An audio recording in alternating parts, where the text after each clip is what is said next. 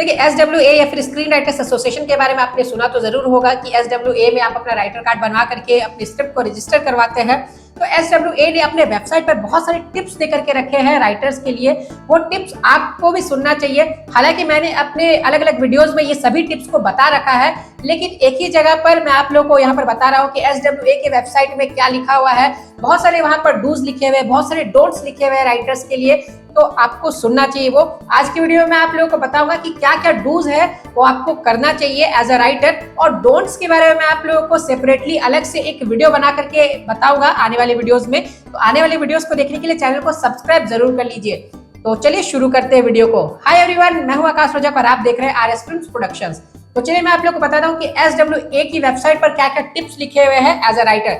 बहुत सारे टिप्स है, तो उसमें से मैंने कुछ को सेलेक्ट किया है और सेलेक्ट करके मैं आप लोगों को बता रहा हूँ, क्योंकि सभी को बताना पॉसिबल नहीं है टाइम की कमी की वजह से। तो देखिए, सबसे फर्स्ट पॉइंट यहाँ पर है कि आपको अपनी स्क्रीन प्ले या फिर स्क्रिप्ट को कपल ऑफ ड्राफ्ट्स में लिखना चाहिए, यानी बहुत सारे ड्राफ्ट्स में लिखना चाहिए। ये नहीं कि आपने एक ही बार लिख दिया है और उसके बाद फिर आप उसे डायरेक्ट सेल करने निकल पड़े। ऐसा नहीं आपको करना चाहिए। आपको उसे लिखना चाहिए 2 बार 3 बार 4 बार आपको लिखना चाहिए, ताकि स्क्रिप्ट जो है ना वो और बेटर बनती जाए। जितनी बार आप उसे लिखेंगे, जितनी बार आप उसमें चेंजेस करेंगे ना, उतनी ज्यादा वो बेटर बनती जाएगी।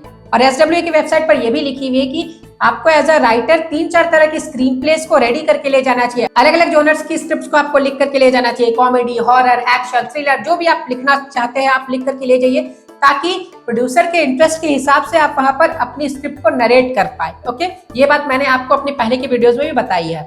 अब आते हैं पॉइंट नंबर 2 पर। आपको प्रोड्यूसर के पास जाने से पहले नरेशन की प्रैक्टिस करके जानी है, क्योंकि नरेशन आप जब तक अच्छे से प्रैक्टिस करके नहीं जाएंगे ना, तो वहां सारा खेल बिगड़ जाएगा। आपको अपने फैमिली, फ्रेंड या फिर रिलेटिव में से किन्हीं को भी आपको नरेट करके देखना है कि मैं ठीक से नरेट कर पा रहा हूँ या फिर नहीं कर पा रहा हूँ।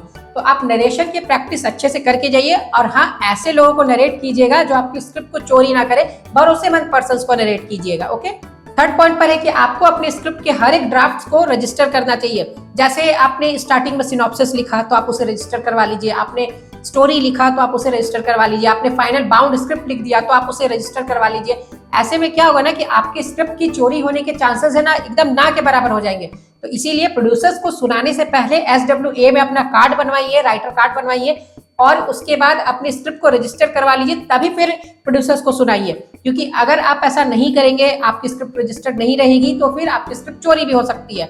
और अगर आपको राइटर कार्ड बनवाना है तो आप हमारे यहाँ से भी बनवा सकते हैं। हमारे यहाँ बिल्कुल जेन्युइन फी में और पूरे इंडिया में सबसे कम फी में यहीं से राइटर कार्ड बन करके आपको मिलती है, तो आप हमारे यहाँ से बनवा सकते हैं। तो अगर आप राइटर कार्ड बनवाना चाहते हैं तो आप हमें स्क्रीन पर दिए गए नंबर पर कॉन्टैक्ट कीजिए और घर बैठे अपना राइटर कार्ड बनवाइए। आपको डॉक्यूमेंट वगैरह हमारे पास ही सबमिट करना है, फी वगैरह हमारे पास ही सबमिट करना है, और आपके घर के एड्रेस पर राइटर कार्ड आपको बन करके मिल जाएगी। ओके, तो स्क्रीन पर दिए गए नंबर पर कॉन्टैक्ट कीजिए।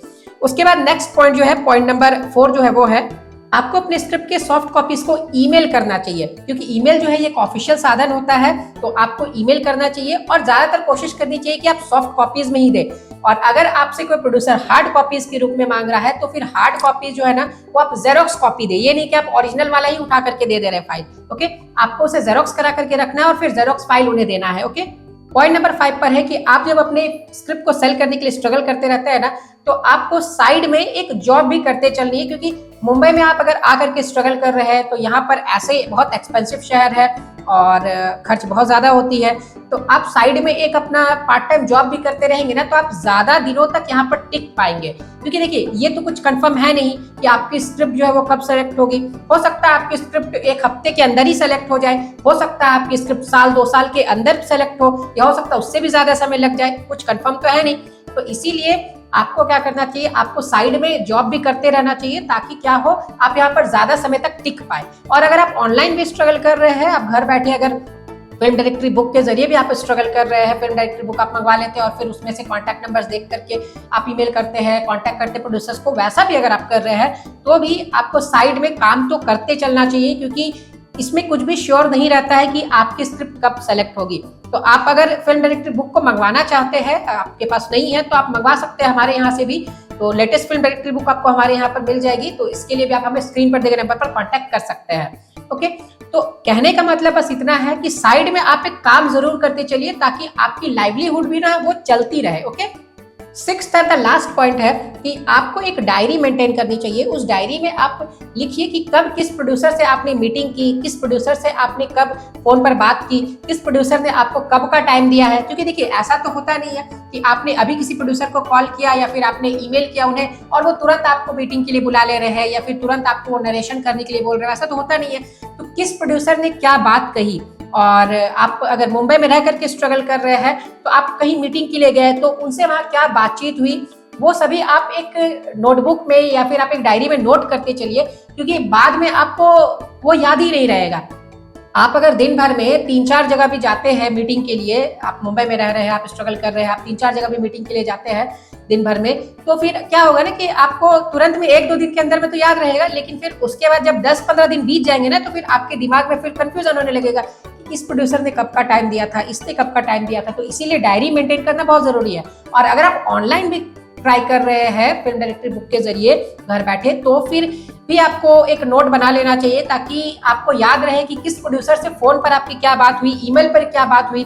तो ऐसे में सारी चीजें आपको याद रहेंगी इन द सेंस कि आपके डायरी में लिखी हुई रहेगी, आपको देखते ही वो चीजें याद आ जाएंगी। ओके, हालांकि एसडब्ल्यू के वेबसाइट पर ये बातें आज लिखी हुई है, लेकिन मैं ये बातें आप लोगों को, जब से मेरी चैनल है ना तब से मैं ये बातें आप लोगों को अलग अलग वीडियोस में बताता आया हूँ और आप लोगों को स्क्रिप्ट राइटिंग, फिल्म मेकिंग के प्रति ट्रेंड करता आया हूँ।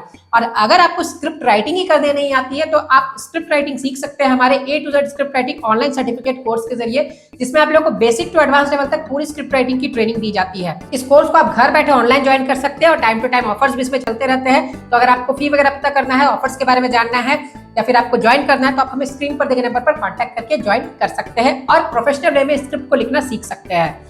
उम्मीद करता हूं कि आपको ये वीडियो काफी पसंद आया होगा। तो वीडियो को करते जाइए लाइक, चैनल पर नए तो सब्सक्राइब करके रखिए। फिर मिलेंगे एक नए वीडियो में। Love you and bye bye.